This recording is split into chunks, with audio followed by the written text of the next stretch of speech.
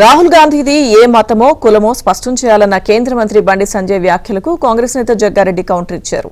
రాహుల్ గాంధీ బ్రాహ్మణ కులానికి చెందిన వ్యక్తి అని, ఆయన హిందూ అని బదులిచ్చారు.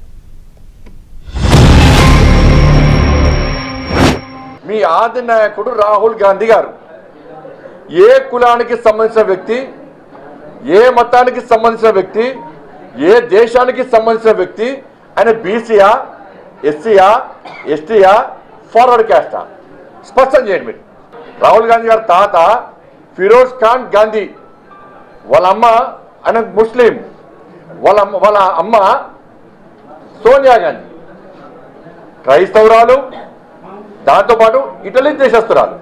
గాంధీ గారు వారి కుటుంబము వాళ్ళు బ్రాహ్మణులు, బ్రాహ్మణ్స్ వాళ్ళు హిందువులు. బండి సంజయ్ గారికి ఏమైనా డౌటా? బ్రాహ్మణులు హిందువులు గారు అని ఏమైనా డౌట్ ఉంటే అడగొచ్చు ప్రశ్న. కులాలకు మతాలకు అతీతంగా రాహుల్ గాంధీ గారి యొక్క కుటుంబం ఉంది. భారతీయ సనాతన హిందూ వైవాహిక సాంప్రదాయం ప్రకారం భర్త ఇంటి పేరు భార్యకు వస్తుందని, కాబట్టే సోనియా కాస్త సోనియా గాంధీగా అయింది.